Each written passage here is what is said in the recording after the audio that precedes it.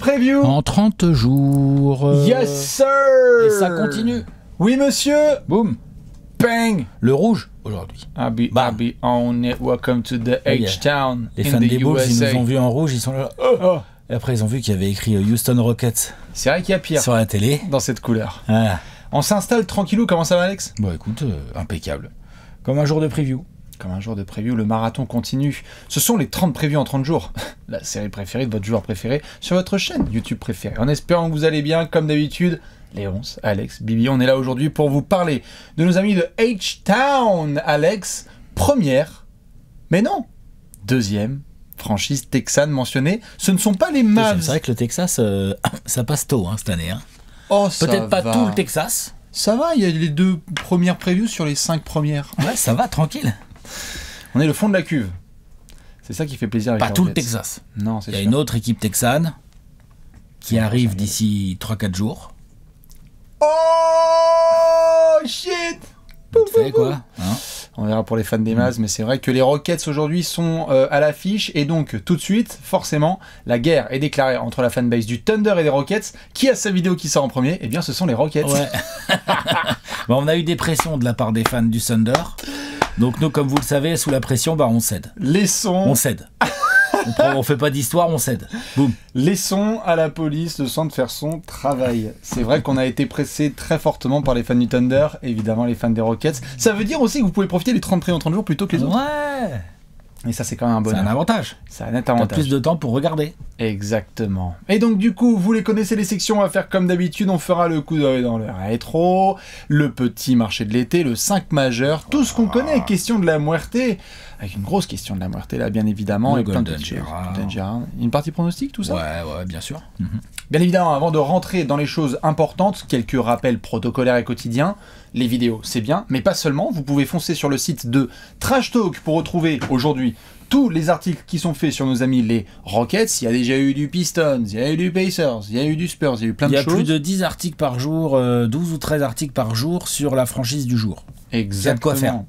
Les grandes questions, les salaires, disséqué. La TTFL. Bon, après, je sais pas la TTFL pour les Rockets, on verra. Hop. T'as des joueurs qui peuvent faire des scores, là. Ils peuvent faire des bêtises. Et puis dis donc, t'as des adversaires qui vont peut-être pouvoir faire des scores aussi. Hein. Donc non, la TTFL n'a pas de préférence. La TTFL ne jure que par le score. Que par le score. Il y aura des joueurs parfois énigmatiques, et il y aura justement un élément à devoir expliquer aux gens. Alex, c'était quoi cette énigme? Oh, t'es facile. Mon premier est un étui, une housse. Mon deuxième pèse lourd, tonne, Houston. Avec l'accent anglais que vous me connaissez, les Houston Rockets. Les Houston Rockets. Et bim, Houston. Si vous voulez un prochain indice, vous allez à la fin de la vidéo, vous savez comment ça se passe. Sympa les charades en indice. Oh, oui, c'est rigolo. On aime bien. Ouais. Vous aimez ça, n'hésitez pas à vous abonner. Vraiment, c'est pouce bleu en bas et on met la petite cloche. Dans tous les cas, ce qui est sûr, c'est que vous pouvez aussi aller voir du jeu concours qui va tomber sur ce Trash Talk pour gagner du maillot. Alex, moi je suis chaud, je crois qu'on n'a rien oublié à peu près. Hein, on est bon. Je pense qu'on est bon. Je pense qu'on est bien. Parlons de nos amis les Rockets. Ah, je sais qu'il y en a qui se disent merde, aussitôt, comment, dans quel cadre du classement de la conférence Ouest on va se situer? Je sais pas, mais il y a une chose qui est sûre, Alex, c'est que l'année dernière ça allait pas trop. Ah, c'était pas ouf, comme on dit. Hein, voilà. Coup d'œil dans le rétroviseur. 82 matchs qui permet de voir en arrière. Il y en a pas sur les fusées. Ça pourrait être rigolo, comme ça tu verrais la Terre qui s'éloigne, tu vois. Ça pourrait être marrant, non? Bon, il n'y en a pas. Voilà. 82 matchs. Ouais. 20 victoires. Hop. Donc ça, grosso modo, on est sur un petit 25%. Voilà. Donc c'est pas lourd, ça pèse pas lourd comme pourcentage. On peut même aller plus loin, Alex. Les Houston Rockets avaient le pire bilan de la NBA. 15e de l'Ouest et pire bilan de la Ligue. Le pire. Tu démarres ta saison avec quoi? 16 défaites en 17 matchs? Ah oui, il y en a... Ah ouais, c'est à ce point-là? Ah, j'ai noté, il y a eu cet événement assez extraordinaire qui t'a fait le coup dans le rétro, où tu as 16 défaites, puis une victoire, et après, une série de 7 victoires de suite. Ah oui, c'est avec ça. Garrison Matthews, Gary Bird. Garrison Matthews. Le shooter, le sniper. Gary Bird. Ouais. Ouais, 20 victoires seulement, boum. Donc bon, c'est pas beaucoup. On est sur une équipe de jeunes. Qu'est-ce qu'on fait? On regarde ce qu'on avait pronostiqué l'année dernière? Allez, tiens. Bon, Oui, Vous êtes nombreux à balancer des commentaires, c'est vrai, on en discutait en off avec Alex et Léon, et on sait que vous avez dit notamment ce serait trop cool que vous nous montriez si vous êtes des experts ou pas avec un H, et donc qu'est-ce qu'on va faire Alex désormais ?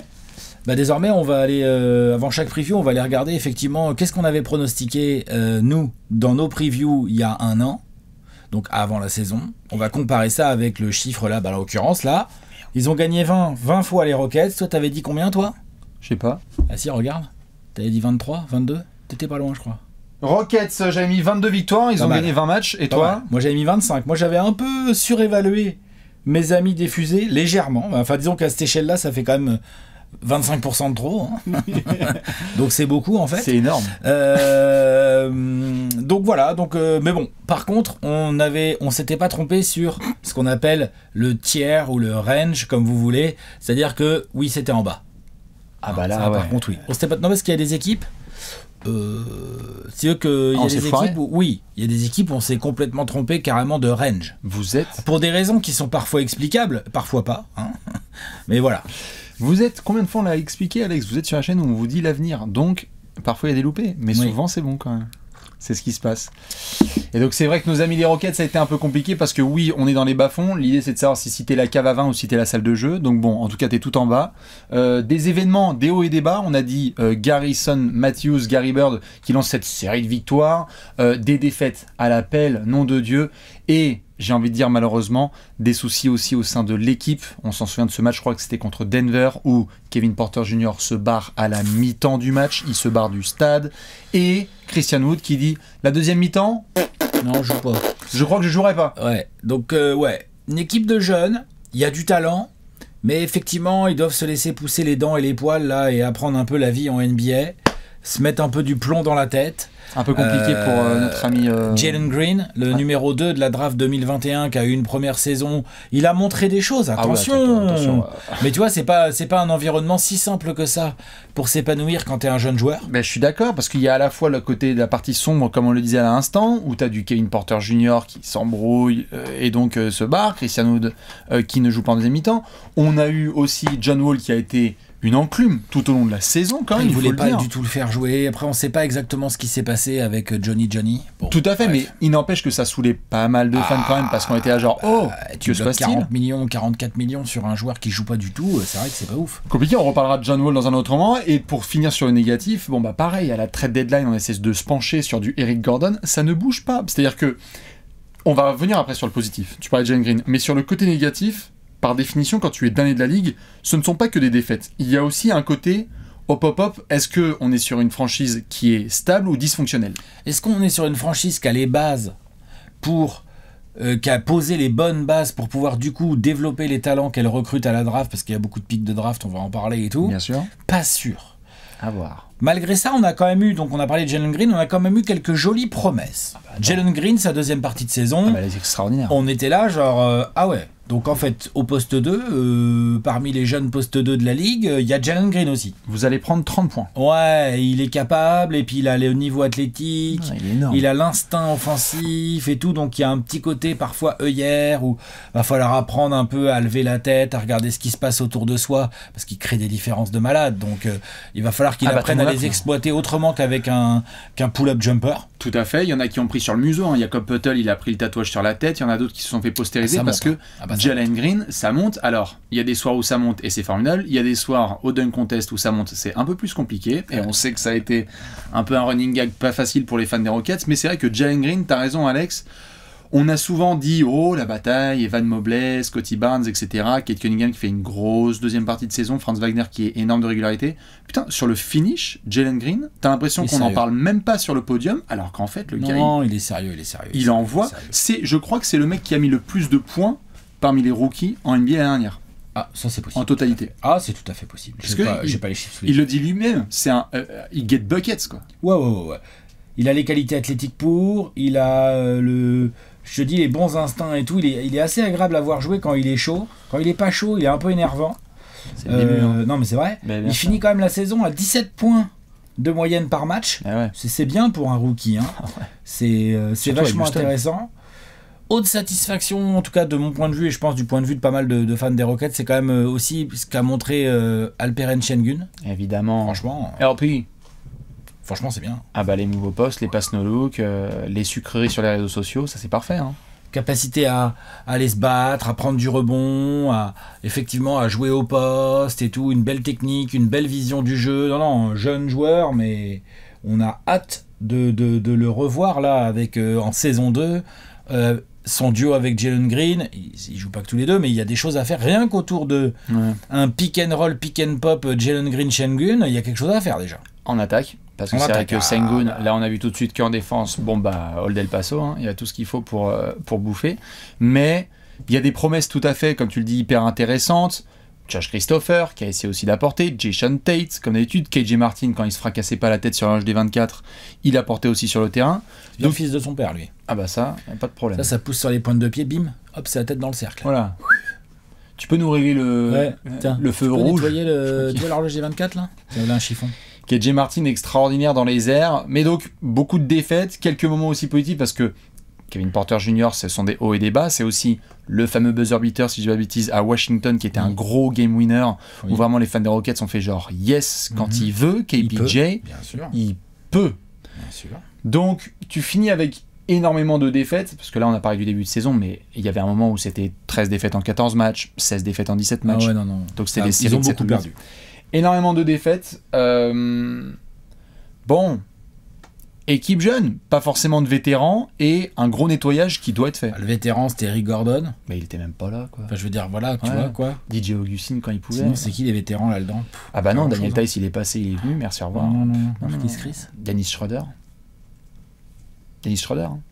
Schroeder, il est passé, voilà. Il a essayé de se refaire une santé, et puis il a terminé à Berlin, comme on dit.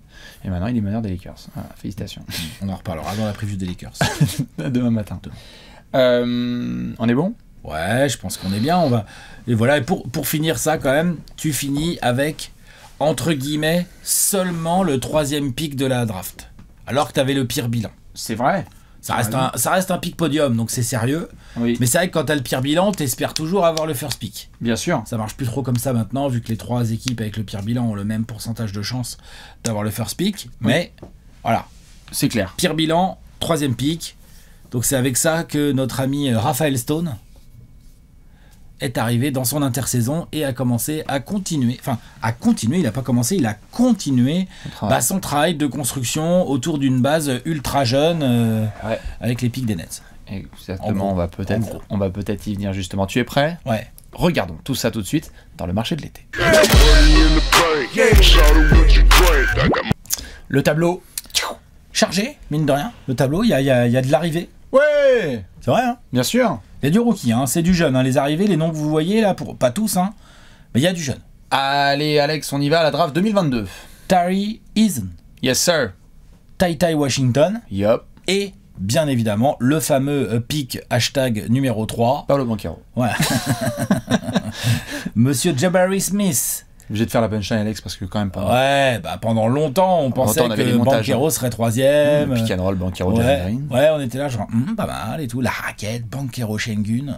Ça sera une raquette plutôt Jabari Smith, Şengün ou une autre raquette. On verra ça plus tard dans cette preview. Ce qui est hyper prometteur, mais oui. Ah oui, non, très intéressant. Jabari Smith, on avait fait son profil, c'est un joueur qui apporte beaucoup de choses, du shoot à 3 points, de la longueur, des belles qualités athlétiques, exactement, un bon petit mental, certainement, on verra en NBA, mais certainement capable d'apporter des deux côtés du terrain. Oui. Non, mais après, tu vois, je préfère toujours pas... Ah, moi, c'est bon, y a pas de moi, je pense que, oui, je pense aussi, hein, mais voilà. Tari Eason, c'est un bestiau du poste de forward, quoi. C'est un joueur qui va apporter son calme, sa sérénité, tout à fait. On l'appelle petit bambou dans le milieu. C'est vrai que Tari Eason, c'est une boule de nerfs. Waouh. Ah, moi je le kiffe. Ah oui, moi je le kiffe d'avance. Et puis Ty Washington, c'est un petit meneur. Gestionnaire, malin, la tête sur les épaules, Kentucky. Ball handler, petite taille, enfin pas bien grand et tout, mais ball handler, gestionnaire, capable de faire beaucoup de choses depuis le poste 1. Tout à fait, ça c'est la draft 2022. Évidemment, on a mis un petit troll dans le tableau, c'est coucou les pics des Nets, parce qu'en effet, on en parlait tout à l'heure, c'est que si tu regardes l'intersaison des Nets, on en reparlera. Ça pourrait permettre à Raphaël Stone de passer pour un génie. Et encore, c'est pas sûr. Mais par contre, Alex, il y a eu un autre gros transfert, parce que dans la case des départs, ah oui, il a envoyé du bois, mais désormais, il ira dans le Texas, Christian Wood. Belle. Franchement, jeu de mots, je respecte. Non, mais je respecte ça, les jeux de mots comme ça. Ouais. Christian Wood, ouais. Il est parti chez les Mavs. John Wall. Il est parti enfin. Buyout. Hey Buyout de John Wall. Au revoir. Ça a été un peu comblé, on va dire, par les arrivées de Boban Marjanovic, de Trey Burke et de Sterling Brown. Ouais. Voilà, c'est peut-être en voyant anecdotique. qui va rester d'ailleurs. On verra comment. On verra bien qui va vraiment rester. Il y a eu quelques prolongations. Tout à fait, on a parlé notamment de monsieur Jason Tate, un très très bon tarot à voir, notamment j'ai mis un petit point d'interrogation parce que au moment où on parle, il y a ce désir du côté de Kevin Porter Jr. et du côté des Rockets de continuer l'aventure, mais Alex, au moment où on tourne, sur le tarot. On n'est pas encore sur le tarot, on n'est pas encore sur une Washbomb. On espère que ça va avoir lieu avant le début de saison. On espère pour les Rockets, ça serait bien pour que ça soit posé, quoi. Et pour lui aussi. Pour le groupe, pour lui, pour tout le monde. Ouais, mais ça peut peut-être se transformer en John Collins, comme on a pu le voir, genre joue ta saison et puis on verra sur le marché. D'après toi, combien c'est quoi le bon contrat pour faire signer Kevin Porter Jr. C'est quoi? Terry Rozier. C'est quoi? C'est 20 millions par an sur 4 ans, 18 sur 3. Je sais pas qui c'est qui avait pris ça cet été ou j'en ai parlé avec certains. Il y a un arrière comme ça qui a pris un tarot 54 sur 3. Vous me direz, ça va me revenir. Mais c'est Sexton. Bercy. C'était du Sexton qui a eu 80 sur 4, donc 20 millions la saison, mais qui a eu son contrat à long terme, après des incertitudes. Ça négocie, ça joue des coudes. On va y venir dans une autre grosse section, mais c'est vrai que les Rockets sont aussi dans une situation financière qui fait que s'ils s'engagent pas trop, ils pourraient avoir de la grosse place dans la banque et être des vrais acteurs hyper importants de la Free Agency 2023. Donc, je pense que les deux camps sont en discussion, mais sûr et certain, au moment où on parle, les Rockets, comme Kevin Porter Jr., souhaitent prolonger l'aventure. Et puis après, il y a eu toujours encore des rumeurs autour d'Eric Gordon, mais au moment où on tourne, Eric Gordon est toujours un Rocket, sauf si je dis des bêtises. Oh, c'est vrai, tout à fait. Ça partira d'ici à la trade deadline. On verra. On disait ça l'année dernière. Ouais, franchement, on disait quasiment, mot pour mot, on disait ça quasiment. Ça, Terence Ross, lui, tout le monde, Riri, Fifi, Loulou, enfin c'est voilà. Donc pour l'instant, chez moi, il est encore là, l'ami Eric. Tout à fait. Ce qui veut donc dire, Alex, si on regarde le recrutement, un petit peu le marché estival de nos amis Rockets, c'est que il y a de la hype parce que l'année précédente, tu avais du Jalen Green, du Alperen Sengun et du Ousmane Garouba. Là, tu vas ajouter et Josh Christopher. Donc tu avais déjà des rookies. Ouais, tout à fait. Là, tu rajoutes 3 nouveaux gars en Jabari Smith, Tari Eason et Ty Washington. Donc, au niveau du recrutement, de la hype, du jeune, du potentiel, il n'y a pas vraiment le daron qui met de l'ordre dans ce vestiaire. Non, ils n'ont pas trouvé. C'est mon seul regret. Ça peut être un regret. Et en plus, faut voir les attentes exactes qui vont être mises sur cet effectif et qui vont être mises notamment sur le coach, Stephen Silas, qui va nous entamer sa 3e saison, si je dis pas de bêtises. Ouais. Et petit à petit, même si l'effectif est jeune, peut-être que son management va dire on veut bien un peu de continuité dans le jeu, on veut bien un peu de régularité là. Ouais. Et que tout à fait, et que ça parte pas en couille avec des histoires de à la mi-temps, merci ce bar, machin ce truc. Est-ce qu'avec Jalen Green on peut faire des dingueries? Enfin, c'est vrai qu'il y a beaucoup de questions pour notre. Donc après la première de ces missions, ça va être de mettre 5 mecs sur le terrain quand même, quoi. Voilà. Bon, elle est facile celle-là. Elles sont faciles celles-là, tu vois. On parle des joueurs. Ce sont des transitions façon Rockets. C'est-à-dire que là vraiment on galope. Tu es prêt? Ça glisse. Ouais, vas-y, je t'en prie. Et bien on va regarder ça tout de suite dans le 5 majeur.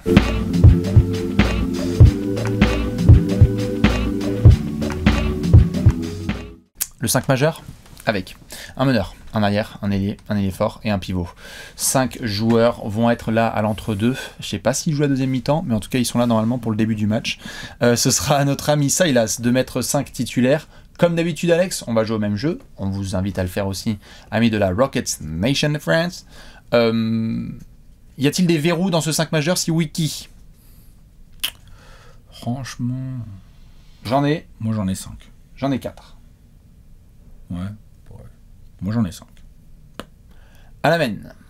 Porter Junior. Kevin Porter Jr. Accompagné de Jalen Green pour faire le back court, quoi. Le back court est très clair. On est d'accord? Oui. Moi au poste 3, je te mets Jason Tate. Non, pas toi? Vas-y, développe. Au poste 4, je mets Jabari Smith. Et titulaire en 5, Sengun. Allez. Let's go! Alors. Let's go, youth! Sur le papier, pour vendre la cam, formidable. Et puis je trouve ça pas si mal en termes de complémentarité. Je te dis pas que c'est un équilibre incroyable, mais tu vois, Jason Tate et Jabari Smith, on a compris qu'ils étaient capables quand même d'apporter de la longueur et quelques efforts défensifs. On a compris aussi que Şengün, c'était pas son grand truc. Et qu'il pouvait y avoir quelques incertitudes de Porter Jr. et de Jalen Green. C'est pas qu'ils peuvent pas, c'est que ça dépend dans quelle humeur ils sont quand ils arrivent dans le match. Un peu. Tu vois, ça, c'est du travail pour Silas. Mais du coup, je trouve que d'avoir 2 ailiers, 2 forwards qui sont capables d'aller, peut-être, Jason Tate peut défendre des arrières, Jabari Smith, tu peux l'envoyer et tout. Il y a d'autres options qui peuvent être évoquées. T'as un autre 5. Tu m'as dit que t'avais 4 verrous. Donc toi, c'est lequel que t'as pas en verrou chez moi? Moi, je demande à voir, évidemment, je l'adore en tant que joueur, mais je demande à voir si tout de suite, Silas va se dire oui, très bien, Jabari Smith et Alperen Sengun, c'est ma raquette tous les soirs, quoi qu'il arrive. Du coup, ce serait quoi ta raquette? Du coup, en fonction 1 de la match-up et de 2 du style de jeu que va vouloir avoir Monsieur Silas, je ne serai pas contre des essais avec... Face à, on évite les baobabs type Joel Embiid évidemment, mais où tu as Jabari Smith qui est directement en fait en 5 avec Jason Tate et tu as du Eric Gordon qui est intégré dans le 5 majeur. D'accord. Ouais. Pour plusieurs raisons, juste, je sais que pour certains ils vont se dire genre waouh, Jabari Smith en 5 il va se faire secouer, oui, fort possible, c'est fort possible. Par contre, qu'on ne me fasse pas croire non plus que c'est le 4 du futur, hein, Jabari Smith, on va voir ce qu'il est capable de faire, il a plutôt un profil de 4/5 que 4/3. Ah oui, pour moi il a un profil de 4. Il a un profil de 4. Et donc du coup, Eric Gordon reste un point d'interrogation et une valeur marchande que tu dois pas laisser non plus pourrir. Donc vu qu'il a été titulaire à de grandes et nombreuses reprises par le passé chez les Rockets et qu'il faut s'en débarrasser gentiment, hashtag Gary Harris Orlando, etc., mieux vaut le faire jouer et ensuite en février, on part sur ton 5, Alex. J'entends. Faut voir aussi quand même que tu vas perdre un peu en taille sur ta ligne extérieure si tu fais ça. Mais bon, peut-être que ça se gère. T'as des beaux athlètes, hein, donc ça peut se gérer. Parce que Sengun Smith, c'est formidable en termes de hype sur le papier. Putain, ils vont prendre des leçons. Ça va être d'une violence inouïe, Alex. Inouïe, les deux, là. Parce que Sengun, Tate en poste 4... il est pas si grand. Hein, ah bah Tate, non, bien sûr, mais bon. Donc là, ils vont avoir un petit souci. Non seulement Smith en 5... Je pense qu'il va se faire sacrément secouer, comme tu dis. Allez. Mais en plus, Jason Tate, sans lui faire offense, combien il mesure ce garçon? À combien il est annoncé? Attends, bouge pas, je regarde. Notre ami Jason Tate. Il est petit, hein. 6'4".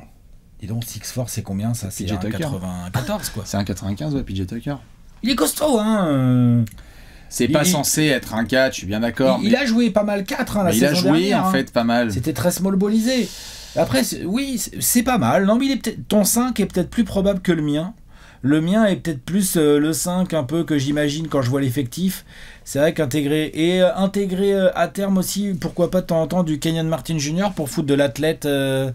En fait, il y a des options. C'est-à-dire que souvent, là, quand on fait cette section-là, on sait que certains nous ont demandé les effectifs. Faisons un petit tour de l'effectif au global avec les garçons qu'il y a dessus. Parce que des options, tu vas avoir Ty Washington et Trey Burke en backup au poste 1. Oui. T'as du Josh Christopher, t'as du Sterling Brown, du coup, si tant est qu'ils soient encore là. Ou aussi, ils avaient vu qu'ils ont David Nwaba aussi, je crois. Hein. Ouais. Donc pour le poste 2, glisse en 3 de temps en temps. Tout à fait. Garrison Matthews, beaucoup en 2. T'as Garrison Matthews, Gary tout à Burn, fait. qui va être là pour provoquer les passages en force et rentrer des gros shoots. C'est vrai que du coup, tu peux décaler des Tate et ou des Kenyon Martin Jr. en 4. Et en fait, on vient de le voir notamment avec nos chers amis espagnols à qui on fait des gros bisous, des gros poutous dans le cou, à voir que peut donner la deuxième saison de Ousmane Garouba. Super. Qui, dans ton registre de 4, là, 5, apporte clairement d'autres choses que Alperen Sengun. Ah, mais il apporte l'inverse. Grosso merdo. Hein. Grosso merdo. Ouais. Et donc, du coup, il y a des rotations à 3-4 qui peuvent être pas mal sur le poste intérieur parce que si tu as envie de jouer dur, tu peux avoir, donc défensivement, tu peux avoir du Garouba, Jabari Smith, un peu plus. Si tu veux être offensif, friendly et te dire, bon bah là, on va tous vous défoncer, c'est ton 5 majeur. Putain, Sengun, Jabari Smith, à défendre, c'est quand même une galère. À défendre, grosse galère. Mais à attaquer, bonjour. À attaquer, ça peut être très intéressant dès que tu identifies certaines match-up, certains points faibles là-dedans. Après, il faudra voir. T'as Garouba, t'as aussi Tari Eason, comment il sera utilisé, est-ce qu'il sera utilisé d'ailleurs, mais je pense que oui, il pourrait d'ailleurs il pourrait être dans le 5 à terme. Hein. Moi je pense qu'il a un côté c'est un forward 3-4 qui peut être dans le 5 à côté de Jabari Smith. Il sait faire beaucoup de choses en plus.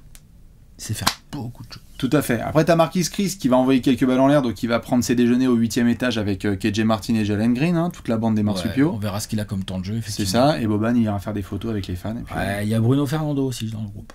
voilà. Un ancien de chez toi, là, des Hawks. Ouais, bah il a fait des Hawks, les Celtics. Costaud, un grand. Tout à fait. Voilà. Donc, Kevin Porter Jr., Jalen Green, ça va être la base du backcourt, sûr et certain. Après, c'est plus la question comment tu organises le front de courte. À quel poste exactement tu mets Jason Tate? Comment tu fais jouer Jabari Smith? Et du coup, Şengün ou du Kenyon Martin Jr. ou du Eric Gordon qui va venir compléter cette affaire. Il a des options. Stephen Silas. Il y a du talent, ça c'est sûr. Il y a du talent, il y a des options, il y a des choses assez intéressantes et assez complémentaires à mettre en place. Après, ça reste très très jeune et à voir aussi le niveau de dureté que cette équipe va être capable de mettre concrètement sur le parquet. Je suis d'accord, j'allais y venir parce qu'on en a parlé dans la section précédente. Ça se joue beaucoup, exactement. J'en parlais dans la dernière section, c'est un truc qui m'inquiète. Je regardais là juste. Eric Gordon et Boban Marjanovic, ils ont plus de 30 ans. Le reste, c'est du minot. Ce sont les deux darons avec Trey Burke. Il y a un paquet de mecs qui peuvent pas acheter de bière encore là. Ah mais complètement. Et donc tu as Marjanovic, Eric Gordon et Trey Burke qui ont la trentaine gentille, hein, tu vois. Hein. Mais sinon, c'est extrêmement jeune. C'est un des regrets que j'ai dans cet effectif, c'est que tu fais le tour et tu fais genre... Il est où le Vince Carter d'Atlanta, le daron des Suns, le machin des Wolves qui est venu, les Taj Gibson qui sont venus taper du poing sur la table. Ça manque un petit peu de ce patron qui va venir aider en plus un coach qui n'a pas non plus une Après, ça montre aussi comment Raphaël Stone voit le projet Houston. Il a accumulé pas mal de pics, il drafte beaucoup de joueurs. Oui. Et Stephen Silas a pour mission de les faire jouer et d'en tirer le meilleur et de trouver les meilleurs équilibres. Et on voit bien que la stratégie de Houston, c'est de voir est-ce que Jalen Green, c'est vraiment une star, une superstar en devenir, et est-ce qu'il n'y en aurait pas une autre à côté de lui déjà? Jabari Smith, je sais pas, moi, ça se trouve, ils sont là en train de dire attendez, Ty Washington, ça va être une dinguerie. Bah, en fait, c'est Josh Christopher, vous allez voir, année 2, année 3. Enfin, tu vois, genre, bien sûr. c'est ça l'idée. Hein. C'est ce qui fait notamment que les rotations vont être intéressantes, parce que souvent on se focalise sur le 5 majeur, le 5 majeur, le 5 majeur, mais aussi ce qui est important, c'est qui finit les matchs. Donc attention aussi à surveiller les Garrison Matthews, les Tai et compagnie, parce qu'en fait, c'est des gars qui connaissent un petit peu le jeu et donc vont faire moins de bêtises, moins de potentiel, mais moins de bêtises aussi, quoique Tai quand il y a un qui finit les matchs, qui est le vrai sixième homme à qui tu confies les clés de ton banc, tu sais, la fin de premier quart, c'est qui? Est-ce que c'est... Moi, j'ai une petite idée. Est-ce que c'est un Ty Washington à qui tu confies le banc? Est-ce que c'est justement Josh Christopher qui rentre et qui mange du ballon derrière du Jalen Green et du Kevin Porter Jr. C'est ça. Est-ce que c'est complètement un autre gars? On a vu à la Summer League qu'ils ont voulu Şengün, tester. il est sur le banc en fait et il a beaucoup de minutes, mais c'est ce que j'aime. C'est ce que j'aime avec le fait qu'il puisse être sur le banc, c'est que Ty Washington, Alperen Şengün, c'est bon, c'est une bande dessinée dans 6 mois. Les mecs, je les vois trop bien ensemble. Mais pour répondre à ta question, c'est vrai que Josh Christopher, il a été pas mal testé en Summer League dans ce côté. Prends les ballons et même si on a des pics de draft là récents, jack up toute ta vie. Là, il a pris des shoots dans tous les sens, il a essayé de créer. Donc ton sixième homme en soi, c'est Josh Christopher qui met une TNT de fou en sortie de banc. Sixième homme à la Jordan Clarkson, à la Lou Williams, tout ça. Enfin, il est plus grand et plus balèze, mais il peut un peu plus défendre que ces deux garçons. Il est balèze, hein, Josh, physiquement. Hein. Moi, je suis très curieux de ce joueur. Sur sa deuxième saison. Là. À voir dans tous les cas. Les mots d'ordre, on l'a répété, du talent, de la jeunesse. Attention, hein, faut demander l'accord parental pour sortir ce soir. Ah bah là, attention. J'espère que tu as ton carré de correspondance, frérot, parce que là, ça va être compliqué. Ce qui est sûr, c'est que Alex, on a fait à peu près l'état des lieux, mais il y a des questions à se poser. Ah ouais, il y a des questions, des preguntas même. Tu es prêt? Ouais. C'est l'heure de la question de la mort.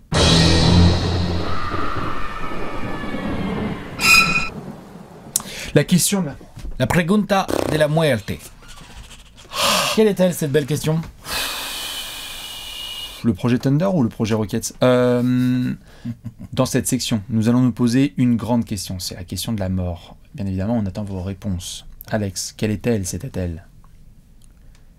Comment situer le projet Rockets parmi les franchises de jeunes? Alors, entendez par franchise de jeunes, genre oui, les Celtics, il y a beaucoup de jeunes, mais non, c'est pas de celle-là dont on parle. Les Cavs. Les franchises de jeunes où il y a vraiment tout le socle est sur du jeune à développer. C'est-à-dire là, par exemple, on a Josh Christopher, on en parle, il est né en 2001. Monsieur Jalen Green, il est né en 2002. Monsieur Kenyon Martin Jr., il est né en 2001. Monsieur Kevin Porter Jr., il est né en 2000. Alperen Şengün, il est né en 2002. Enfin voilà. Hein, c'est des mecs, la Coupe du Monde 98. Comment ça, la France a été... Ah bon? C'est qui, Zizou? Tu vois, voilà. Non, c'est mais ça. Et t'as raison de le préciser, non, vous inquiétez pas, les fans des Cavs, on parlera de vous un moment. Vous aussi, vous êtes un projet jeune, c'est bien, mais Différent quand même, c'est pas pareil. c'est différent. On parle des projets jeunes où il y a tout à faire. Bah, où les patrons sont des mecs que je viens de citer, c'est-à-dire des 2000, 2001, 2002. Le projet Cavs, on y reviendra, mais Jarrett Allen, je crois pas qu'il soit né en 2001 ou en 2002. Non. Tu vois, et leur petit transfert de cet été non plus, tu vois. Non. Tu vois, voilà, c'est ça que je veux dire. Là, on est vraiment sur Stephen Silas, on a fait le 5 majeur juste avant. Bah, voilà, ses meilleures options sont des options qui ont... quand le mec a 25 ans, c'est... Oh là, c'est le bug de l'an 2000, ouais, tout à fait. Ah ouais, t'habites plus chez tes parents. Ah ouais, ok. Tu vois? Ouais, tu connais les francs. Ouais, c'est ça. C'est un délire. Donc, ouais. Face à cette question, plusieurs éléments de réponse.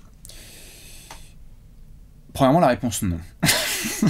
Non, mais bien évidemment, Alex, quand on regarde les Rockets, le contexte fait que l'image collée à cette franchise, encore récemment, n'est pas très positive pour des raisons qui sont évidentes. Pourquoi ? Parce qu'on a vu Daryl Morey et Mike D'Antoni se barrer. Parce qu'on a vu James Harden faire un petit peu n'importe quoi, on va pas se mentir, sur sa sortie. Et donc, il y a eu beaucoup d'extra sportifs qui a été collé à cette franchise. De manière injuste ou juste, on ne sait pas, à vous de le juger, mais ça colle.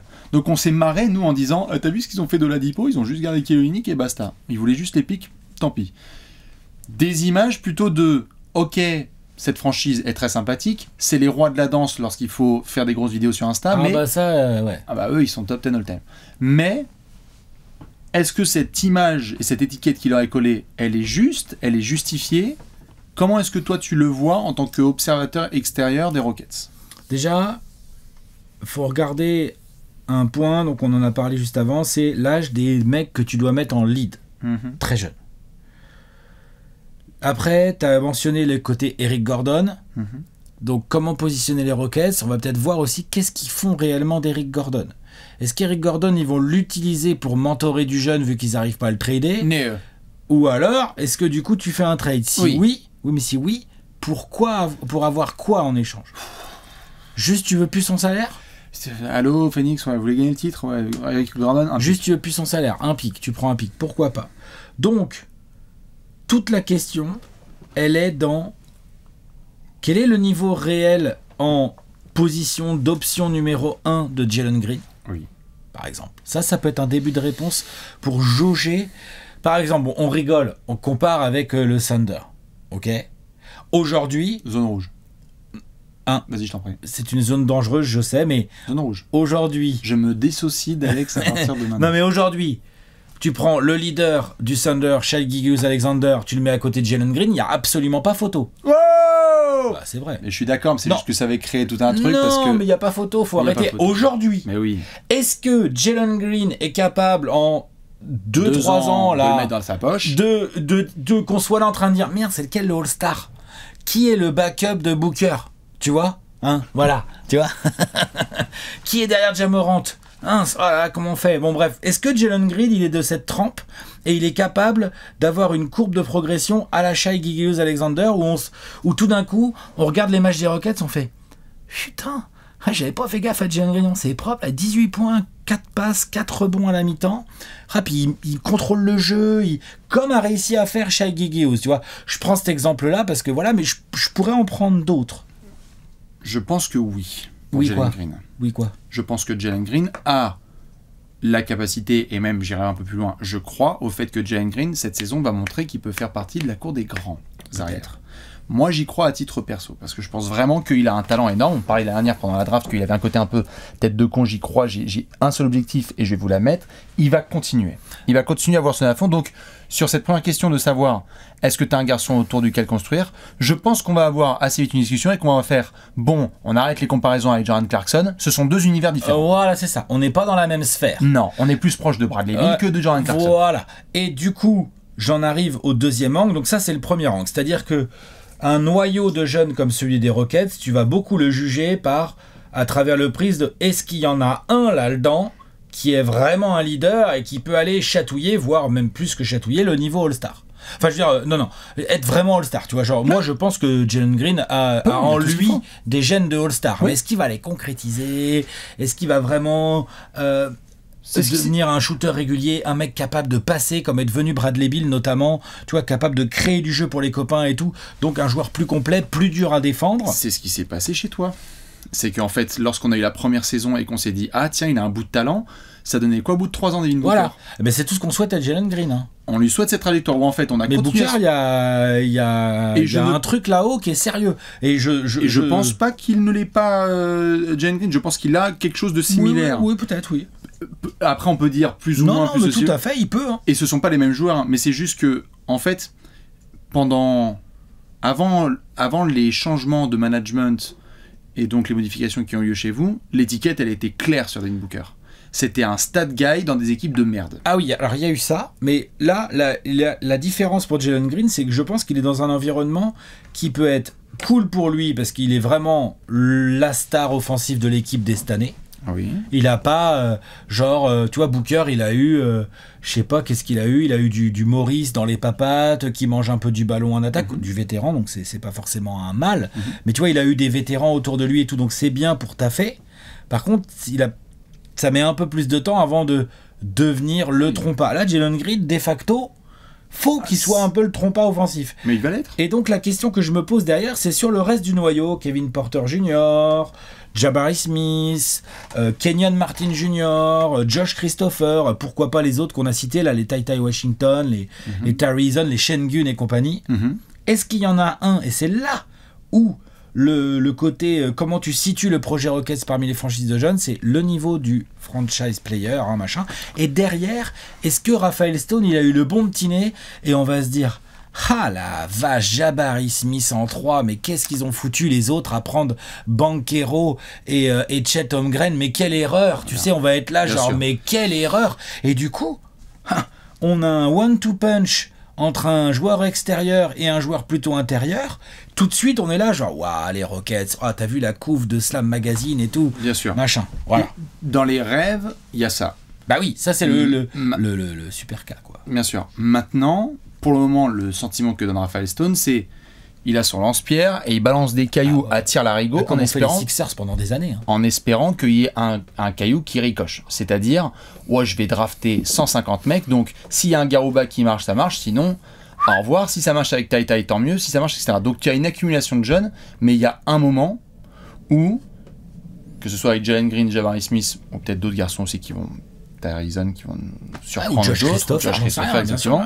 Il y a un moment où il va falloir arrêter d'envoyer ses cailloux et avoir une ligne directrice. C'est-à-dire se dire, ok, je nettoie parce que j'ai un début de colonne vertébrale. Oui, et là, il faudra ajouter les bonnes pièces. Et il faudra ajouter les bonnes pièces. Donc, c'est ce qui s'est passé. Vous pouvez demander non seulement à moi côté Atlanta avec Trae Young, mais vous pouvez demander à Minnesota lorsqu'ils ont vu qu'Anthony Towns il avait du talent, ils ont dit on va foutre, ça n'a pas très bien marché, mais on va foutre Jimmy Butler, Tom Thibodeau, Jeff Teague, etc. Lorsqu'il y a des franchises qui voient ça, Trae Young, ils ont fait on va prendre Clint Capella, Danilo Gallinari, Bogdan Bogdanovic. Il y a des franchises qui voient. Même les Cavs avec Garland. Les Cavs avec Garland, où ils ont dit pareil, on va faire le transfert pour Jonathan. Il y a beaucoup de cas comme ça. Et je te parle pas de Luka avec Dallas, au bout d'un mois, ils ont fait genre bon, allez, dégagez-moi ces gars, on va mettre Reggie Bullock et Dorian Finney-Smith et on va mettre des gars au fur et à mesure. Le truc avec les Rockets, c'est que c'est pas très très clair pour moi à l'heure actuelle. Je pense que c'est même pas clair pour Raphaël Stone. Hein. Ni pour les fans, c'est que on essaye de savoir si c'est Jalen Green qui doit prendre les devants avec Jabari Smith et donc on espère que. Mais ils sont aussi à un virage très particulier parce que face à la grosse question qui est de savoir comment se situe cette franchise, désolé notamment aux amis du Thunder et à d'autres franchises de la ligue, c'est que en l'état, les Rockets sont en train de faire de la place pour avoir jusqu'à 2 contrats max disponibles à l'été 2023. Encore faut-il être attractif par contre. Mais oui, c'est bien d'avoir déjà le salaire. Je mets juste le truc sur la table. Mais t'es d'accord avec moi que bon, il y a pas mal d'agents libres un peu sérieux qui vont faire ouais, mais les gars, moi, je suis pas chaperon, moi. Moi, je veux jouer quelque chose. Je suis d'accord. C'est pour ça que je mets juste sur la table le fait que quand tu regardes les choix faits par Raphaël Stone ces derniers temps, en accumulation de pics, etc., il nettoie de dingue. Il attend de voir si ça va être la bouse ultime à Brooklyn. Mais surtout, si tu as tout cet espace financier qui est possible, comment est-ce qu'il va agir? Est-ce qu'il va se dire justement genre Jalen Green, j'ai vu la saison 2, il lui faut tout de suite un partenaire expérimenté qui lui fasse passer un cap? Est-ce que par exemple, il y aura un moment où les Rockets vont se dire bon, Kevin Porter Jr. est-ce qu'on n'aurait pas intérêt à avoir un meneur un peu plus vétéran, qui a moins besoin du ballon et qui va du coup forcément être un peu plus naturellement complémentaire de Jalen Green? Tu vois, c'est le genre de choix qui peut être fait à un moment, ça. C'est mot pour mot ce qui s'est passé avec Cleveland, où quand tu vois aujourd'hui les situations qu'il y a en ce moment, ils se disent on avait jeté un caillou, on avait estimé que Colin Sexton ça pouvait marcher. Quand on a vu Darius Garland balle en main et qu'on a vu que ça pouvait donner, ça n'a pas fait de doute, et ça fait de moins en moins de doute avec les rapports qui sortent, que au bout d'un moment Sexton il allait être lâché, même s'il l'appréciait, etc. Parce que ils avaient trouvé leur gars. Et donc du coup il n'y a plus ce côté Lillard-McCollum, ils se sont dit on va faire un backcourt du futur Sexton-Garland. Ils ont dit on a notre meneur et autour on va essayer de mettre des mecs. Et donc c'est vrai qu'à Houston, tu as le sentiment que s'ils trouvent Jalen Green, moi je suis d'accord, ça va être un des points dans une autre section, peut-être qu'il ne faudra pas faire non plus une accumulation de talent, parce que sur le papier, ouais, sur Touquet, tu peux avoir 5 mecs à 90, mais tu peux en avoir juste aussi un seul et que des mecs à 75, quoi. C'est qu'au final, si ça se trouve, tu as un mec qui est très très bon, et autour, parce qu'il n'y a qu'un seul ballon et 48 minutes, bah t'as pas pu développer la terre entière, quoi. Et tout surtout, ça... c'est peut-être pas au poste 1 que tu as besoin le plus. Ouais. C'est peut-être plutôt poste 3, 4, 5, donc à voir ce que donne du coup Jabari Smith, ce que donne Şengün. Est-ce qu'à un moment donné les mecs vont pas se dire bon, alors par contre à un moment donné il va peut-être nous falloir un vrai pivot qui défend aussi, un vrai spécialiste du genre. Et donc on va arrêter les mixtapes sur Şengün et on va se dire bon bah en fait on s'est rendu compte que Jabari Smith c'est un ultra 4 extraordinaire qui peut trop bien contribuer, mais il nous faut le Miles Turner, le machin, le truc qui nous fait passer ce cap. Est-ce que Capella ou je sais pas quoi. Bien sûr. Est-ce que comme tu as vécu toi, comme certains l'ont vécu avec leur franchise aussi, est-ce que Silas pourrait avoir son siège qui chauffe assez rapidement ou pas? Je pose la question parce que quand t'as des gars qui sont forts comme ça... Oh, pas cette saison. Non, je ne pense pas cette saison. Je dis juste... Ça serait un peu abusé cette saison de la part du management parce qu'on peut pas dire... Pour l'instant, on peut pas encore dire genre waouh, Silas, voilà ce qu'il a dans les pattes. Genre attention Houston pour la 4e place, ils sont quand même sérieux quoi. Je suis d'accord, je pense qu'il va rien se passer cette saison. Tout ce que je dis Alex, c'est que si on commence à avoir en février, tiens, il y a eu un souci entre Kevin Porter Jr. et John Lucas, l'assistant. Je pense que Kevin Porter Jr. dégagera avant Silas dans ce cas-là. Et je pense. Et je pense que ce sera le cas aussi, mais il y a un moment aussi où tu l'as vécu avec Monty Williams, d'autres l'ont vécu avec leur franchise, JB Bickerstaff à la place de tous les intérimaires qui sont passés, Tyrone Lue et compagnie à Cleveland. Il y a un moment où ils se sont dit, bon bah, merci Boeheim, ça on avait dit à Cleveland qui était passé. Il y a un moment où il va falloir prendre aussi un joueur d'expérience ou un coach d'expérience qui fasse élever ce groupe. C'est vrai. Tout à fait. Je pense que le premier point pour moi, c'est de s'assurer que Jalen Green est bien la star qu'il pense qu'il peut être, et voir un peu les pièces que tu mets autour. Si possible, des pièces qui ont un peu roulé leur boss en NBA. Je pense que c'est ce qui va beaucoup manquer à ce groupe. Mais par contre, je pense que pour répondre à notre question de la mort de départ, comment les situer le projet Rockets parmi les franchises jeunes, franchement, je pense qu'en termes de talent et de potentiel, il est très très haut. Alors, ça c'est sûr. Ça c'est sûr, je te suis. Ça commence à cliquer. Bien sûr.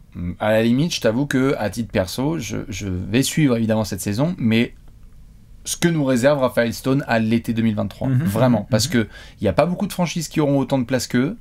Est-ce qu'ils sont dans une situation de vouloir aller plus vite que le processus, ou est-ce qu'ils vont vouloir le consolider avec des petites dépenses intelligentes sur des vétérans? Est-ce qu'ils vont avoir l'opportunité? Est-ce qu'il y aura vraiment des gros agents libres qui auront envie de venir à Houston? On verra. Houston, ça reste attractif, hein, quoi qu'il en soit. S'ils sortent de combien de saisons à 25 wins, là, tu vois, ça faudra voir. Mais t'as pas les impôts. Hein? Oui, la thune. Mais oui, ça attire bien des athlètes. Donc voilà. Jouer cette saison et évitons le côté extra sportif. Parce que par contre, on est d'accord, pour revenir au point A, franchise avec du potentiel, oui. Franchise avec du potentiel de ça part en couille parce qu'il y a Tari Eason, Kevin Porter Jr., John Lucas, Stephen Silas et ça finit dans une salade où on fait des gros articles sur The Athletic de genre oh putain le bordel, tu sais qu'il y a eu des rumeurs de ils ont failli se taper dessus. Attention aussi. Tu sais qu'il y a eu des rumeurs de ils se sont tapés dessus. Tu sais qu'ils se sont tapés dessus.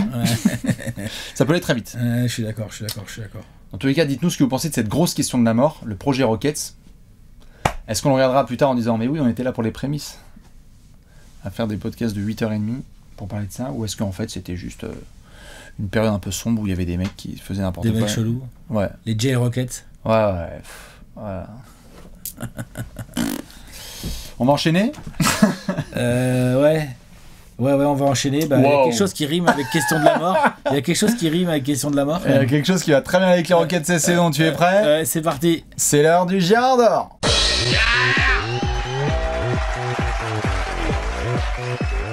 Le Gérard d'or. Le Gérard d'or. Backflip. Hop là. Hop, tout réparé, tout beau, tout propre. Ça roule tout seul en backflip, forcément. Ouais, Ça il marche bien ce petit scotch jaune là. c'est perfect. C'est impeccable ça. On a bien fait d'investir. Impeccable. Ouais. C'est le Gérard d'or. Ça c'est la YouTube Money ça. Ah, pff. Hop, le scotch jaune. Boum. Ah non. Nul. C'est le Gérard d'or, le trophée du peuple. Bien évidemment, dans cette section, c'est très simple. Il est 2h du matin, on sait pas quoi faire. Peut-être regarder les Rockets jouer au basket. Qui va vous faire cliquer sur les Rockets? Il y a plein de Gérard dans cette équipe. Ils sont en sureffectif au niveau des Gérards. Alex, qui est ton Gérard d'or? C'est vrai que c'est même plus en sureffectif. C'est que, en fait, qui ne sont pas des Gérards en fait. Ce sont les Gérard Rockets. Ouais, c'est ça. Parce que qui n'est pas un Gérard là-dedans? Franchement, Garouba, peut-être, c'est pas un Gérard. Allez. C'est qui le tien, Alex? Mon Gérard, moi, ce sera Tari Eason, le rookie. Enfin, l'un des rookies de cette année. Coup de cœur. Ouais, coup de cœur absolu. J'adore ce genre de joueur. Il fait un peu peur parce que va falloir le canaliser, va falloir le gérer. Je suis pas sûr que ce soit le meilleur endroit pour lui où il tombe. J'aurais préféré le voir tomber dans une équipe de vétérans. Mais peut-être qu'il s'y fera trader parce que par contre, franchement, je suis sûr qu'il est fait pour la NBA. C'est le 6'8", donc 2m034 là.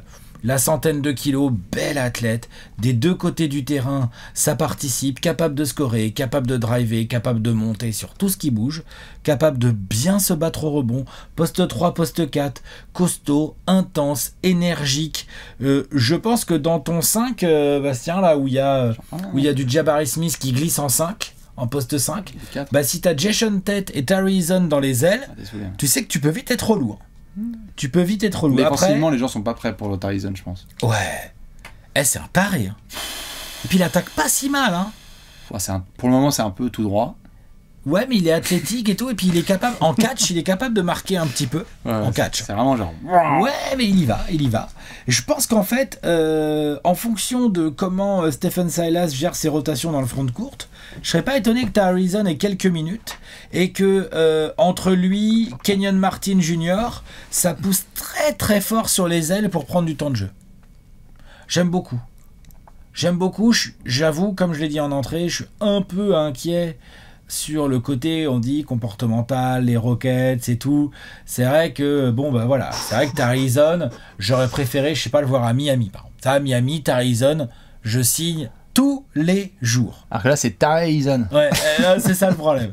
Donc voilà. Mais suivez-le. Joueur incroyable, joueur spectaculaire de ouf. Il se passe quelque chose dès qu'il est sur le Soyez terrain. pas surpris s'il est en train de taper ses mains sur le plancher quand il y a Paul George avec la balle en face de lui. Quand il y a moins 24. Ouais. Mais le coach l'a fait rentrer, lui, tu défonces. Let's go. Ouais. On est revenu à 18. Ouais, il va. Non, voilà. c'est sûr. Typiquement ce genre de joueur. Non, oui, c'est un coup de cœur. Il y a du Dennis Rodman en lui, je trouve. Oui, non, mais il y a du. Il fait partie de ses balades. Il y a du Draymond, il y a de tout. Il est un peu. Je l'aime beaucoup. Il a un bon QI basket. Hein. Il comprend bien le jeu. Hein.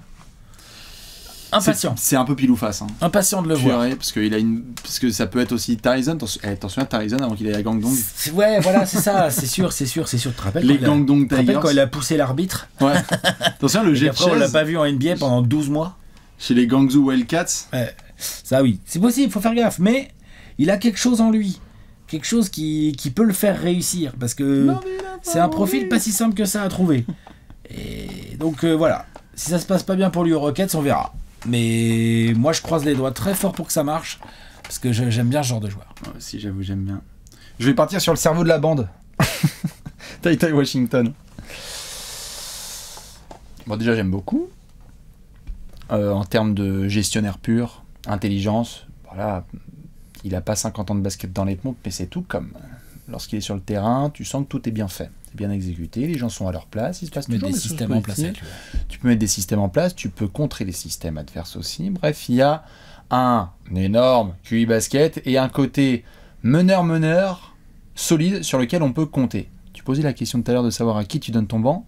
J'aime bien Josh Christopher, et je pense que ça va être son banc pour le moment, au début, les clés lui ont été Ils données. peuvent jouer ensemble, hein. Tout à fait, mais surtout, je pense qu'en fait, assez rapidement, j'aimerais que Ty Ty Washington ait des minutes, parce que quand il est sur le terrain, ça se voit. Quand Ty Ty Washington est sur le terrain, ça se voit qu'il se passe des bonnes choses. Que les garçons ont tous le ballon au bon spot. Qui dit, toi, dégage, va dans le corner opposé. Alors que c'est des gars vraiment de 30 piges qui font ça. Et pourquoi j'aimerais que Ty Ty Washington ait des minutes? Parce que je vais peut-être décevoir certains fans des Rockets ou des Cavs. J'ai un petit peu de doute sur la doublette Kevin Porter Jr. Jalen Green. Et j'aimerais beaucoup voir une doublette Jalen Green Ty Ty Washington. Ah bah moi je pense que c'est plus complémentaire. Différent. Et j'aimerais bien que parfois il y ait des minutes comme ça où je vais les regarder à fond, je vais faire genre, oh, il est sur le terrain avec Jalen Green. Putain, mais ça marche ce truc. Après, il faut reconnaître qu'avec Kevin Porter Jr., il y a un côté deux combo gardes qui savent un peu tout faire tous les deux. Enfin, il y a un côté hyper intriguant aussi. Hein. Tout à fait. Mais s'il y en avait un qui serait dans un registre de meneur titulaire fiable, sur qui on peut compter #Kylori, même si ce ne sont pas les mêmes joueurs, c'est plutôt du monsieur Ty Ty Washington. Et si on avait une tête brûlée en sortie de banc qui faisait du catch fire et responsabilité de ça, c'est plutôt Kevin Porter Jr. Donc, je ne sais pas quelles décisions vont prendre les Rockets au niveau de cette prolongation contractuelle dont on a parlé. Ça se trouve, la vidéo elle est sortie, il sera déjà prolongé. Mais je crois en Ty Ty Washington, et surtout, je sens qu'il va prendre une piole pas très loin de Monsieur Silas, parce que s'il y a bien un mec qui va l'écouter, exécuter et s'assurer que tout le monde est à l'heure, c'est Ty Ty, c'est pas Kevin Porter Jr. Ouais, tu peux le faire jouer avec Jabari Smith, tu peux le faire jouer avec Sengun, tu peux le faire jouer avec tout le monde. Hein. Ça, c'est pratique. Tout le monde. Donc Ty Ty, ce sera mon Gérard d'or pour cette saison. T'as raison pour Alex. Évidemment, on aura les yeux sur... Tu as pris le seul pas Gérard, en fait, toi. Oui. En Gérard d'or, en fait. Tout à fait. Hein, c'est ça? Bien sûr. T'as dit, bon, alors... Voyons voir. J'ai 12 Gérard, non, je vais prendre lui, là. Il est pas trop... Il est cool, lui, il est propre. Ouais, il y a 12 bouteilles de pinard et de whisky. Je vais prendre la vol jus de pamplemousse. Voilà. Moi, je vais rester à l'eau potable. Dites-nous qui vous avez, évidemment. On sera très intrigué par Monsieur Jabari Smith, dont on a peu parlé, mais c'est vrai qu'il sera lui aussi très intriguant sur ses premières minutes de jeu en tant que top 3 de draft. On va terminer. Pronostico? Tu es prêt? Allez. C'est l'heure du pronostic.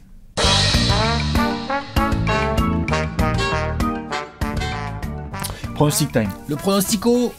24 secondes pour Alex, 24 secondes pour Bibi dans cette section. On vous donne l'avenir. Mais avant ça, une petite cote. On a une petite cote de nos amis de Paris en Sport, là, hop, qui apparaît sur votre écran. Il s'agit de se poser la question, enfin, pas la question, il s'agit de la cote. Jabari Smith sera le meilleur contreur de son équipe, hein, pas de la Ligue, hein, de son équipe cette saison. Bon. C'est une cote qui était, au passé, à 3,6, qui est boostée par Paris en Sport à 4,3. Grosse cote. Qui pourrait aller le chercher? Alors, c'est vrai, on peut le voir comme ça, Garouba, en fonction des minutes qu'il a, c'est un contreur. KJ Martin. Et KJ Martin. Et en fonction des minutes qu'il a aussi. Et de Boban. Bon, il n'aura pas les minutes. Donc, honnêtement, moi je l'aime bien. Faut voir comment Jabari Smith se situe en NBA au niveau des aides défensives qu'il sera capable d'apporter. Est-ce qu'il va jouer plus 4, plus 5? Comment ça va se goupiller pour lui? Quels vont être ses adversaires directs? Quelles vont être les consignes qu'on va lui donner? Mais en termes de qualité athlétique et de compréhension défensive, il a tout ce qu'il faut pour faire des contres. Tout à fait. Ça, c'est sûr. J'ajoute que dernière meilleur contre des Rockets, Christian Wood, au revoir. Il était à 1 contre de moyenne, Alperen Sengun, 0,9 contre. Donc là, il n'y a pas des rimes protecteurs de zinzin qui sont arrivés, sauf Jabari Smith. Ouais. Allons-y. Il peut faire un contre et demi et être le meilleur contreur des Rockets. Je suis tout à fait d'accord. Donc c'est une cote, une fois boostée, elle est quand même, je trouve le risk-reward pas si dégueulasse. Ceci étant et d'ailleurs, à propos de risque, il y en a un, c'est de jouer l'argent qu'on peut pas se permettre de perdre. Donc voilà, conseil tout bête, ne jouez pas l'argent que vous pouvez pas vous permettre de perdre. Tout à fait. C'est quoi Hashtag faites pas les bolos. Et en parlant de perdre... En parlant de perdre, on a un over-under. Alors il a combien? Il est à 24,5. Ah, écoute, moi je le trouve particulièrement bien taillé. Wouh, je le trouve... c'est ciselé, hein. Ouais. Là, franchement, ouais, c'est bien taillé, ça. On est d'accord sur la cisaille? Ouais. Là, de la part de Paris en Sport, c'est bien ciselé. 24,5 d'over-under. On rappelle, l'over-under, hein, c'est le seuil en dessous ou au-dessus duquel vous pouvez miser pour l'équipe. Très bien. Est-ce que tu es prêt, Alex? Oui. 24 secondes pour nous donner la vérité et l'avenir des Rockets sur les prochains mois. Attention, 3, 2, 1, Sam Dekker. 24 victoires pour les Rockets. Je crois que ça me les met 13e de l'Ouest. Jeunesse, talent, on en a parlé là pendant toute cette émission. Jabari Smith, Jalen Green, on verra pour Kevin Porter Jr., plein de jeunes joueurs dans tous les sens et tout, ils ont encore beaucoup à apprendre. Leur coach aussi. La hiérarchie est pas si claire que ça. Il y a beaucoup d'orgas, donc on va bien rigoler, mais je pense pas qu'on va beaucoup gagner. 24. Wow! T'as été court, net et efficace. 24 secondes, non? Non, c'est 30. 24. Ouais, bah c'est bien. Mais c'est bien. Voilà. Ok. Écoute. C'est vrai que c'était assez bien taillé à 24,5, tu as dit 24? 24,5, je dis 24, c'est bien taillé, quoi. Enfin, de mon point de vue, hein, parce que... On va voir si je fais pareil. Est-ce que je serais dans les 24,5 par exemple? Tiens, attention, tu es prêt? Oui. 3, 2, 1, top chrono. 25. Victoire pour les Rockets, on est bon. Ouais, je crois que ça me les met 13e, pardon, la conférence Ouest. Bien évidemment, hâte d'avoir le développement de ces jeunes. Je réinsiste sur l'été 2023 et toutes ces choses à venir. On va garder un œil sur nos amis les Nets. Voir la situation, comment ça se développe, tout ça, parce que c'est un petit peu le side story pour nos amis les Rockets. Confiance totale en Jalen Green. Grosses interrogations sur Kevin Porter Jr. Vive Ty Washington. Attention à pas se faire des caisses non plus sur Jabari Smith plus Alperen Sengun. Si on séquence ça que dans 3 ans, ce sont des All-Stars formidables. Sinon, j'aimerais bien voir un autre profil à côté de Monsieur Jabari Smith. 53 secondes. 40. 24 et 24, 40. On est bon? Ouais, on est pas mal. Eh bien, on va montrer le gros tableau. Allez. Le gros tableau, ça se remplit tout à fait avec nos amis de Houston qui débarquent. J'ai un petit espace, moi, entre le dernier et le 13e, entre les Spurs et les Rockets. Tu n'es pas seul. Ouais. Tu n'es pas seul. On va voir qui on met. On va voir qui on met. Il y a des fans d'équipe qui sont là, genre, non. Mais c'est qui? Les Lakers ou les Kings? Dans tous les cas, ce qui est sûr, c'est qu'on va vous faire plein de bisous. Qu'on vous attend dans les commentaires, n'ayez pas trop le seum. Et les fans du Thunder, prenez pas non plus la confiance. On arrive dans quelques jours, si vous faites pas trop les débilos. Je crois qu'on va se retrouver demain midi. Merci Léonce, merci Alex. Et le dernier indice? Ah oui, un indice. On est encore sur une charade aujourd'hui, dis donc. Mon premier vaut cher et mon deuxième fait poussette. Allez, débrouillez-vous avec ça.